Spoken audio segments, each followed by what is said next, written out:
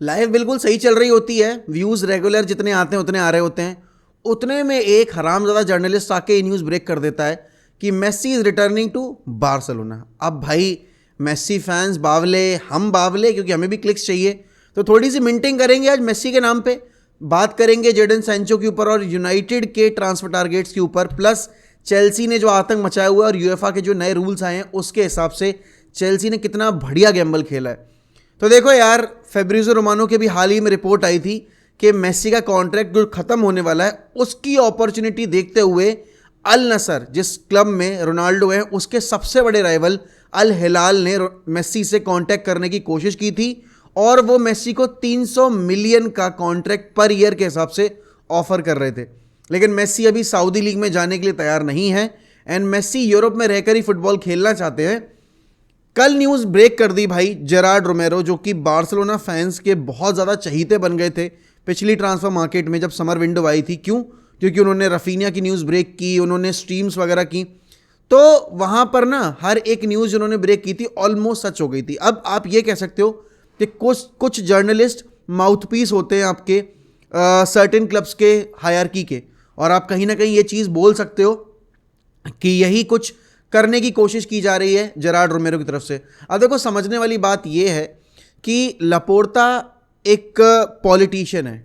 लपोर्ता ने बहुत ही सही तरीके से मेस्सी को यूज़ करके इलेक्शन जीतने में अपना जो बेनिफिट था वो निकाल लिया, और उसके बाद उसको भी पता था कि जो रूल्स एंड रेगुलेशंस थे ला लीगा के एतबास कभी भी नहीं मानता। अगर मेस्सी कितनी भी लोअर सैलरी करता तब भी एक सर्टेन फिगर रहता, और वो वैसे भी उनका सैलरी कैप एक्सीड कर रहा था, इसीलिए मेस्सी को छोड़ के जाना पड़ा। अब यहां पर भले ही पीके रिटायर हो गया है, सर्जियो बुस्केट्स छोड़ के जा रहा है, उनका वेज बिल हल्का हो रहा है, लेकिन मेस्सी आएगा तो वेज बिल तो वापस से उतना ही पहुंच जाएगा ना जहां था। तो यहां पर लपोर्ता कहीं ना कहीं ये दिखाने की कोशिश कर रहा है कि हम तो देखो बारसा में लेकर आ रहे थे लियोनेल मेस्सी को, लेकिन लियोनेल मेस्सी ने मना कर दिया कि भाई मैं नहीं आना चाहता, I am very much comfortable in Paris. और मैं सही बताऊं तो आई don't C Messi living PSG इस साल, तो बिल्कुल भी नहीं। मुझे लग रहा है कि एक साल और वो पीएसजी में खेलेगा and then you never know, he might return to Barcelona या फिर he might go to other league, probably शायद अगर वो चाहे तो एमएलएस चला जाए या फिर कहीं और भी जा सकता है, बैक टू अर्जेंटीना भी जा सकता है। एक साल के बाद नहीं, मतलब थोड़े टाइम के बाद। एक realistic option other than Barcelona. अब देखो, मैं बार्सिलोना के मूव के फेवर में क्यों नहीं हूं। बहुत टाइम के बाद बारसा मेस्सी के बिना लाइफ अपनी जीने की कोशिश कर रहे हैं, जावी एक नया प्रोजेक्ट बिल्ड कर रहे हैं। अब आप जब जाते हो अपने प्रीवियस क्लब में, या फिर आप स्पेशली जब आप मेस्सी हो, तो ना मैनेजर के ऊपर एडिड प्रेशर रहता है कि भाई मेस्सी को कैसे यूज़ करना है, मेस्सी को कितने मिनट्स मिल रहे हैं, कितने नहीं मिल रहे हैं, आप मैचेस में अच्छा परफॉर्म कर रहे हो। जैसे अभी कुछ मैचेस में बारसा ने गेम जीते लेकिन उनकी परफॉर्मेंस अच्छी नहीं थी। अब सोचो, ये जो मीडिया अटेंशन थी इतनी नहीं मिली जावी को। क्यों? क्योंकि उसमें अभी टीम में कोई इतना बड़ा प्लेयर वाला नाम नहीं है जो कि जावी के ऊपर एक्स्ट्रा प्रेशर डाले। ठीक है, लेवेंडोस्की वगैरह है, बट लेवेंडोस्की वगैरह मेस्सी के हाइप वाले प्लेयर नहीं है। मेस्सी जाता है वापस Barcelona, it will make life difficult for Xavi, क्योंकि उसको ज़्यादा डील करना पड़ेगा मीडिया सिचुएशन से। वो ज़्यादा बार आपसे मतलब सवालों के कटघरे में आके खड़ा होगा कि भाई मेस्सी को इतना कम गेम टाइम क्यों है, मेस्सी को सब्स्टिट्यूट के तौर पे क्यों लाया जा रहा है, या फिर मेस्सी को आप नंबर 10 या फिर नंबर, या आप कहाँ मतलब राइट विंग यूज़ करोगे, यहाँ यूज़ करोगे, आपके क्या प्लान्स हैं मेस्सी को लेकर। तो हर एक चीज़ ना बहुत ही ज़्यादा मैग्नीफाई हो जाएगी मीडिया आउटलेट्स में कि मेस्सी को ऐसे नहीं ऐसे यूज़ करना चाहिए, वैसे नहीं वैसे यूज़ करना चाहिए। आई थिंक मेस्सी को भी ये पता है, प्लस फाइनेंशियल सिचुएशन जो होगी मेस्सी के आने के बाद, रेवेन्यू वगैरह तो मेस्सी लेकर आता है, उसमें कोई डाउट ही नहीं है। फैन एंगेजमेंट एंड वो सारी चीज़ें, कमर्शियलाइजेशन जितना भी है वो सब मेस्सी लेकर आता है। लेकिन अगर मैं अभी ला लीगा के रूल्स एंड रेगुलेशंस को देखूं तो जो प्रोजेक्ट आप बनाने की कोशिश कर रहे हो मेस्सी के बिना, आई थिंक वो वापस से हिंड्रेंस खड़ा कर देगा।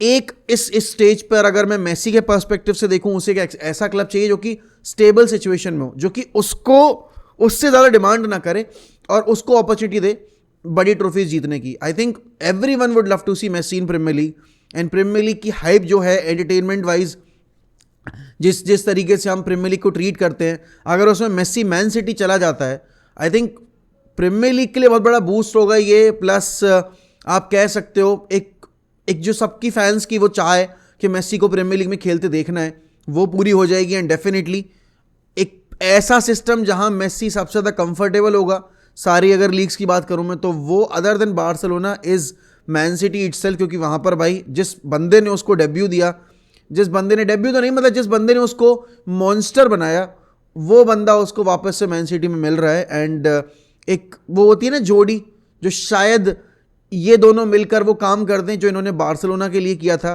Winning trophies and specially being successful in Europe. अब यहाँ पर मैन सिटी डोमेस्टिकली सबको जीत चुकी है, ऑल दे वांट इज कि हमें यूसीएल जीतना है। हो सकता है वो इस साल जीत जाएं विद अर्लिंग हालैंड, बट अगर नहीं जीतते हैं तो there might be a possibility कि Messi to Man City could happen. And I think अगर होगा तो for all Premier League fans it would be absolutely brilliant. तो मेरे हिसाब से देखो मेसी पीएसजी तो नहीं छोड़ रहा, बट ये बेतुकी बात जो कल जेरार्ड रोमेरो ने ब्रेक कर दी कि Messi to Barcelona might happen और ऐसा वैसा, I think this is all a political agenda from Laporta's end. वो दिखाना चाहता है कि भाई we tried our best, but Messi आने को तैयार नहीं था। मेरे हिसाब से यही होगा, मतलब as an outsider, I am not a Barcelona fan, I am giving my perspective as an outsider, as a neutral. तो मेरे हिसाब से ये, आप लोग ज़रूर बताइए कमेंट सेक्शन में कि आपके हिसाब से क्या है। हम अपनी अगली अपडेट पे चलते हैं जो कि है रिगार्डिंग यूएफए। अब देखो, हम सबको पता है अब आने वाले हैं फाइनेंशियल फेयर प्ले रूल्स इस सीज़न के बाद, जब नई विंडो स्टार्ट होगी। चेल्सी ने इतना ज़्यादा इन्वेस्टमेंट कर दिया, चेल्सी अभी आप देख रहे हो कि वो मुद्रिक लेकर आए हैं, उन्होंने वो फोफाना साइन किया, बादशील साइन किया, वो और भी अभी आप मुदिके लेकर आए हो, आपने जॉ फिलिक्स की डील की, भले ही लोन पर है, तो आप बहुत सारे प्लेयर्स लेकर आ चुके हो। लेकिन उसके बाद फिर सब लोग ये कह रहे थे कि भाई चेल्सी को इतनी फ्रीडम मिल कैसे रही है, चेल्सी इतना पैसा कैसे खर्च कर सकती है, वो भी इतने इतने हायर अमाउंट वाले प्लेयर्स पे। तो यहाँ पर कल जो स्टेटमेंट आया है, एथलेटिक की रिपोर्ट आई है और यूएफए की तरफ से भी एक जो रिपोर्ट आई है, उसके हिसाब से आपने जो साइनिंग्स की आप उसको 5 सीजन्स में, 5 विंडोज में डिस्ट्रीब्यूट कर सकते हो एंड उस दौरान आप पैसा पे कर सकते हो सामने वाली पार्टी को। इट्स नॉट कि आपने बस साइनिंग कर ली तो आपको एक ही विंडो में पेमेंट करना है, नहीं, you can distribute it over 5 different Windows. That is absolutely brilliant. और अगर ये टॉड बोली को पहले से पता था, अंदाजा था इस बात का, तो फिर भाई ही इज अ जीनियस, क्योंकि उसने चेल्सी की टीम भले ही इस सीजन कैसा भी कर रही हो, अच्छा नहीं कर पा रही है, लेकिन अगले सीजन के लिए he is building a super team for Graham Potter या फिर जो भी मैनेजर आकर चेल्सी की कमान संभालेगा। एंड अभी आपने लास्ट नाइट ही न्यूज़ सुनी है कि वो मालो गुस्तो के लिए जा रहे हैं ना। मालो गुस्तो इज अ टारगेट जो कि हम भी चेस कर रहे हैं, बार्सिलोना भी चेस कर रही है। अब यहाँ पर राइट बैक के एरिया में अगर हम वैन बिसाका से आगे बढ़ते हैं, डेफिनेटली हमें आगे बढ़ना चाहिए, तो फिर हमें एक राइट बैक चाहिए होगा, और फिर उस केस में मालो गुस्तो एक अच्छा ऑप्शन है, काफ़ी यंग है। अब यहाँ पर ओलंपिकॉस लियोन के साथ वर्बल एग्रीमेंट नहीं हुआ है, लेकिन प्लेयर के साथ वर्बल एग्रीमेंट हो चुका है चेल्सी का, ऐसा रिपोर्ट किया गया है। लेकिन उसके साथ साथ ये भी रिपोर्ट किया गया है कि यूनाइटेड ने मालो गुस्तो के ऑन्टराज के साथ ये कॉन्वर्जेशन की है कि he needs to keep his options available,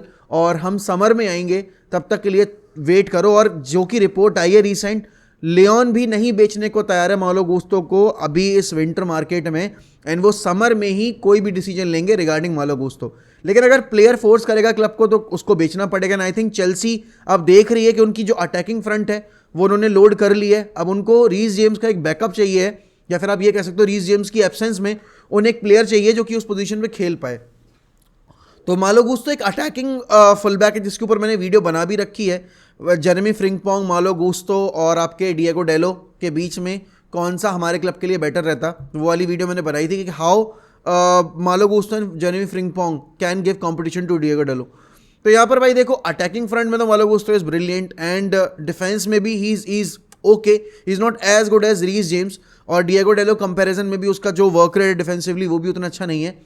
but Malo Gusto coming to Premier League, I think उसको डेवलप होने का और मौका मिलेगा, and definitely if he works under Ten Hag या फिर ग्राहम पॉटर, उनको डेवलप किया जा सकता है।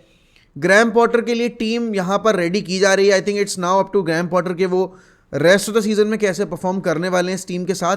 एंड धीरे धीरे हमें देखने को मिल रही है आइडेंटिटी चेल्सी की, भले ही स्लो है बिल्डअप, लेकिन धीरे धीरे हमें पता चल रहा है कि चेल्सी की टीम अगर टाइम दिया जाए ग्राहम पॉटर को तो एक अच्छी टीम बन सकती है। यूनाइटेड के बारे में भाई न्यूज़ ये है कि यूनाइटेड एक क्रिएटिव मिडफील्डर लाने की कोशिश करेगी, मतलब एक क्रिएटिव प्लेयर लाने की कोशिश करेगी विंटर विंडो में, ऐसा फैब्रिजियो रोमानो ने रिपोर्ट किया था। लेकिन क्या हम मार्केट में एक्चुअली में किसी को चेस कर भी रहे हैं?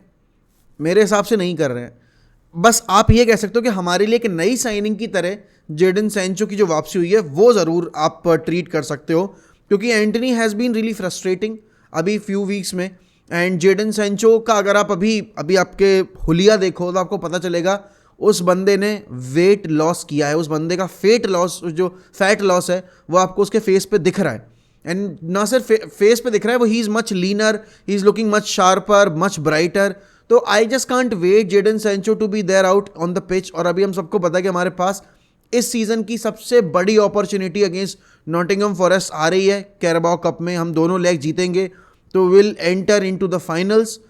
और यूनाइटेड के लिए कैराबाओ कप जीतना बहुत बड़ी बात होगी एक न्यू मैनेजर के अंडर, क्योंकि पिछले 6 साल से आपको जीते नहीं हो। प्लस जो प्रोग्रेस आपने अपनी इतने महीने में दिखाई है, आई थिंक वो फिर जस्टिफाइड होगी कि हाँ जो हाइप है यूनाइटेड के अराउंड वो सही हाइप है और ये मैनेजर इस टीम को नेक्स्ट लेवल बना सकता है। अब कल पढ़ के बड़ा अच्छा लगा थेरी ऑनरे के जो स्टेटमेंट्स थे।